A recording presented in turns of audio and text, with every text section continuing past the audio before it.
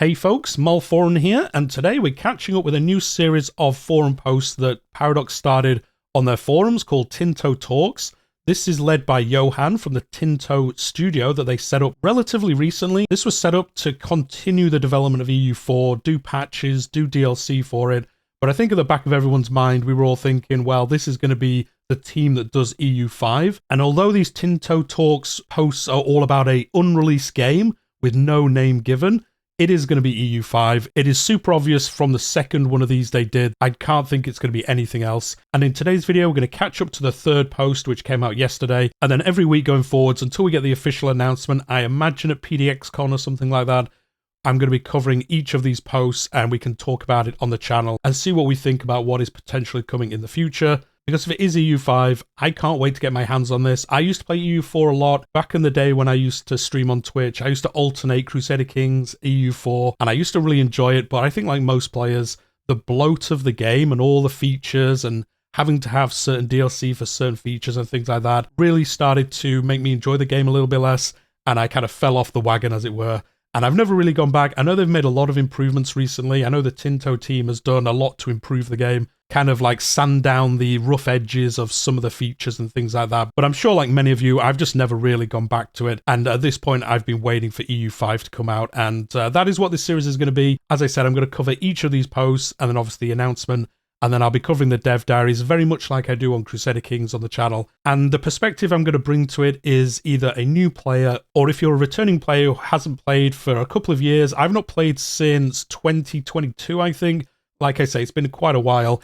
And that's kind of the viewpoint I'm going to bring to these posts and the videos I do to cover them. So if you're interested, do subscribe, follow the channel, and I'll be covering this game up to launch. If you're more of an expert, you know, do feel free to stick around and do correct things in the comments down below. I'm sure I'm going to make some mistakes in how systems work and things like that, just because I've not played it in so long. But that's going to be the lens I kind of look at this through as we cover the game up to launch and beyond.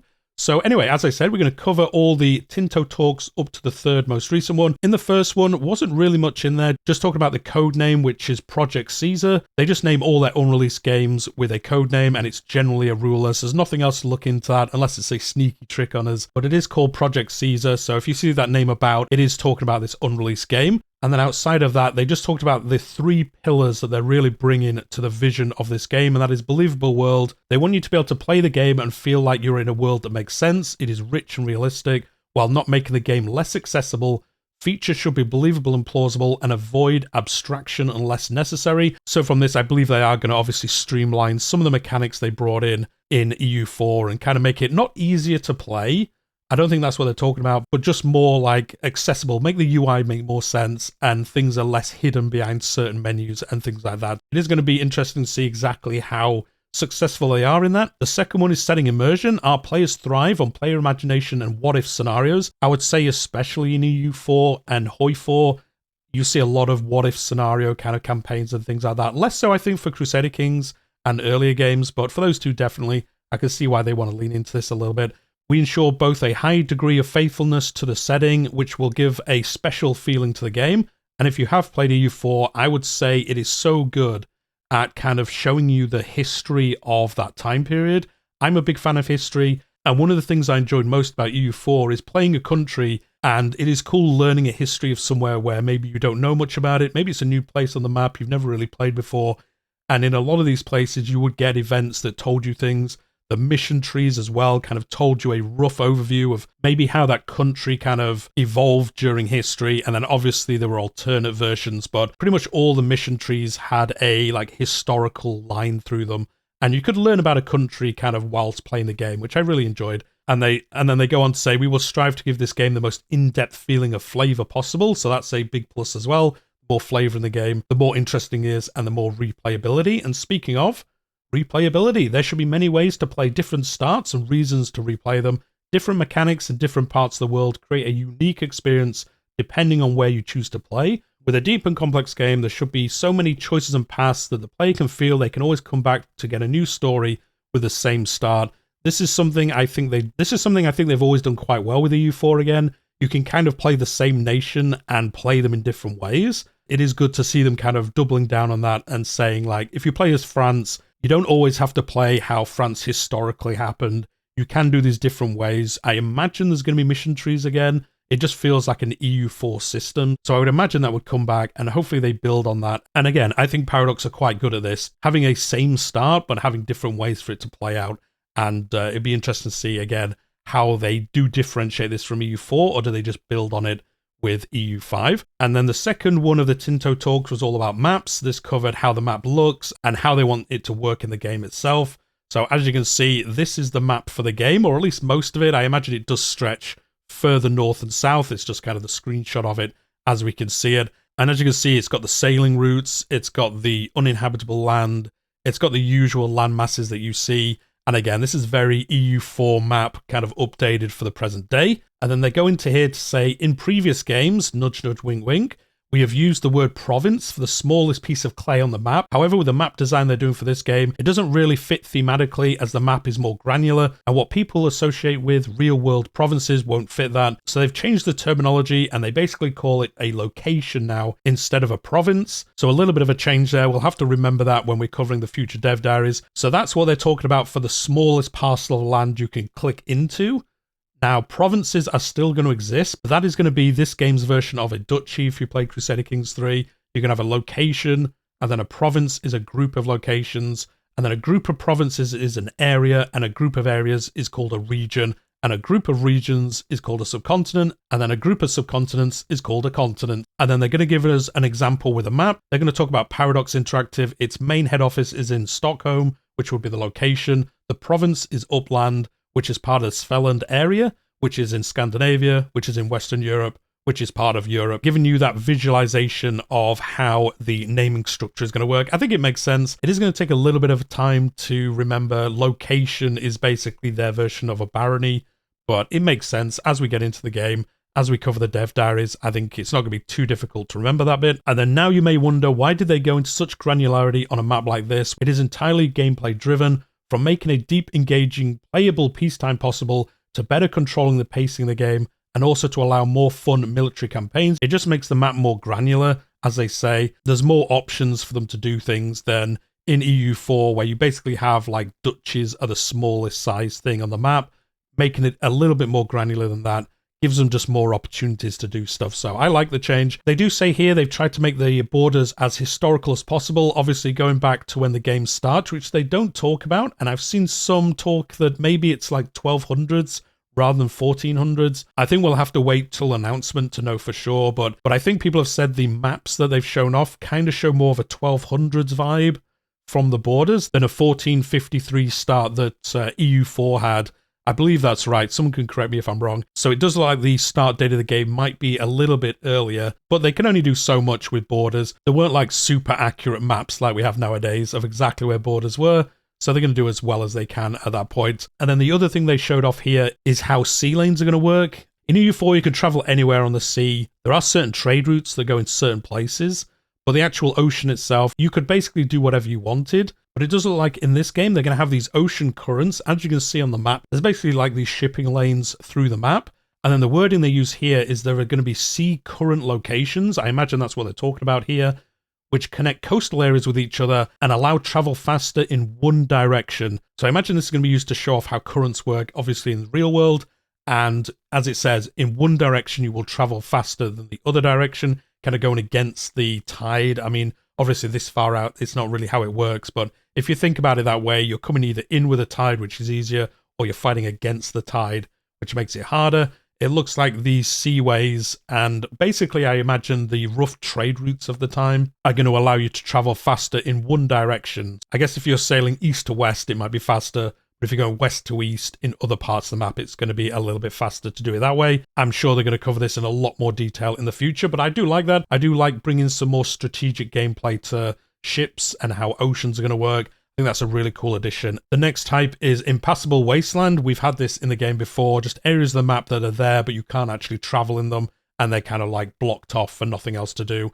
And then they do have what they call passages. These are land locations that cannot be settled by anyone, but that can be traversed by an army with some insanely heavy attrition or allow trade to pass through. Think of the Sahara Desert. So again, you can travel through the Sahara Desert, but you can't like claim and colonize it. It's just there for travel, which does make a lot of sense. It would be annoying if you had to walk your army all the way around the Sahara Desert. Some people would say that is the more sensible idea, but again, what if scenarios, etc., why not let us do it? And they are going to let us do that. And then speaking of the desert, in a lot of Paradox games, we define each province as having a single terrain value, forest, tundra, or desert. This is rather limiting because eventually you end up with a huge list of complex things like Arctic forested hill or desert mountains. What we've done in Project Caesar is take a deep look on how we did this in Victoria 2, where we had terrain split into topography and vegetation, and take it further. Now there are 3 different values in each location. So there's climate, arid, Arctic, continental. There's topography, flatland, hills, mountains, and vegetation, forest, woods, farmlands. I think it's saying that all 3 provinces will have one of each of these. We'll have a climate, a topography, and a vegetation. And obviously some combinations less likely than others. You're going to have more likely, continental, forested hills, or Arctic mountains, barren, I would imagine, or something like that. So it's going to be a bit more standardized, and you're going to have these 3 options rather than just a name of it being a certain thing, as they're talking about earlier. And then the last thing they left off with this talk was, what is the actual gameplay impact of all of this? They're going to talk about that much later. So that'll be a dev diary once the game has been announced, and they'll start doing launch dev diaries, giving us all the information that we need, as we've seen with all their other games recently. And then the most recent one from yesterday, the 3rd Tinto Talk, is all about the believable world, which is one of their pillars. And the first thing they're going to talk about here is population. The simulation of population will be what everything is based upon: economy, politics, and warfare. So the game is going to have a proper population system, which is going to be really cool to see how they implement this, how they make it good. They do say later on that even in their testing so far, they don't see the game slowing down, even with large populations happening. So if that keeps up, that's going to be awesome. That is one kind of risk they have with these population systems, is that it causes major slowdowns. And I know in Victoria 3, I don't cover that game on the channel, but from what I've seen from that, they have had issues kind of balancing how things work to not bring the game to a halt with updates and things like that. But it'd be interesting to see how they implement population. I think it is a good change, but again, it's all about the implementation and if they get it right. Second one is simulation, not board game. I'm sure many of you are aware, the Europa Universalis series, when it initially started, was very much a board game. I'm probably wrong, but I believe, was it based on a board game loosely? I think it was. Again, I'm not 100% sure though. And as they've gone more and more down the series, it's got further and further away from being a board game and more into being a living, breathing world, as they talked about. So as they say here, mechanics should feel like they fit together so that you feel you play in the world and not abstracted away to give the impression of being a board game. Less mana points, all that stuff. More like interactive choices make things happen in the game.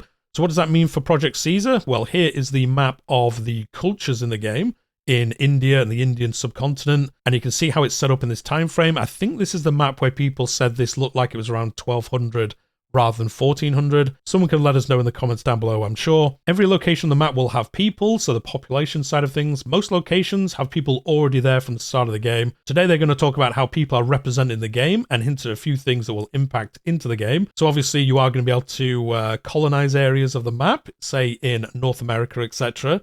So that is where you would bring people to a certain area. A single unit of people in a single location can be any size from 1 to 1 billion. That's a lot of people, as long as they share the same 3 attributes: culture, religion, and social class.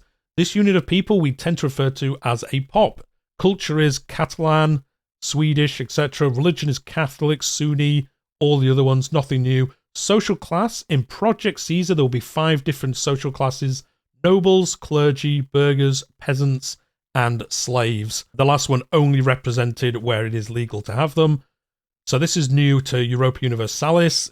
We kind of had this kind of abstracted away with how some of the mechanics work, with your nation, but actually on the map itself, it looks like we are going to have these 5 different classes. They're all going to want different things, keeping them happy, leaning into their wants, etc. is going to be part of the game, it looks like. And this is how it's going to look. In Tarragona is the location, then you've got the social class of what they are, what culture they are, what religion they are, how many people are there, and then the last one is how happy they are. So I guess that will affect like rebellions, production, all that stuff we usually see. There are a few other statistics related to population. First, we'll have their literacy, which impacts the technological advancement of the country they belong to, and it also impacts their understanding of their position in life. So I guess if they're a low-level person and they get very educated, I guess they try and move up the ranks. I imagine that's what it's talking about. Another one is their current satisfaction. If it becomes too low, that will cause problems. Satisfaction is currently affected by the country's religious tolerance, their cultural view, the status of their culture, general instability in the country, several things they can't talk about yet, and of course, specially scripted circumstances, pretty much how it works in EU4. There are also indirect values and impacts from the population on the military, economical, and political parts of the game as well. Again, they're going to talk about that in the actual dev diaries when they come. I wonder if this is going to bring more of a Victoria 3 system where if you go to war, like it actually depletes your nation. So that going to war is going to be more impactful. We all love map painting in EU4, expanding our realm as much as we can. But under this, if they actually have a population that's linked to your military, if you go into these huge, historically relevant, like 100-year wars, I think it is actually going to be detrimental to your economy, take away things from your realm. So very much like in Victoria 3, or how it's supposed to work in that game, you're going to worry about going to war because it could actually destroy your nation if it's a prolonged war that doesn't get resolved quickly, and it's going to cause you issues in the future. So you're going to be a bit more selective about things that you do, potentially anyway. We'll find out in the future. Populations can grow and decline, assimilate into other cultures, convert religions, or even migrate somewhere else. More importantly here, though, the population is the foundation of the game. It is the system that is in the background, and you will only have indirect control over it. So this is one of the core pillars that the game is built around, and you're not going to be able to just directly control it. I guess that means you're not going to be able to like press a button and just say convert to this religion and they'll do it. Getting rid of those kind of like arbitrary button presses to do things. And then as I mentioned before, what about performance? They do say here they have 27,518 unique locations and all this population. So far, it has not affected the gameplay at all. The game runs at the same speed, even with all this added to it. So if they can keep that up, obviously building the game up to launch, that would be awesome. That's my only worry about having these big population systems. It often, in Paradox games, impacts how well it runs, but they do say here, not so much. It's working fine, so hopefully that does keep up. And then next week, they're going to talk about how governments work, and here's a screenshot that some of us may like. So let me know what you think in the comments down below. I think this is showing off the breakdown of a realm. So this has got 75% Greek, 18% Bulgarians, all the rest. Most of them are Orthodoxy. Most of them are peasants. So imagine that is a breakdown of a certain portion of the map.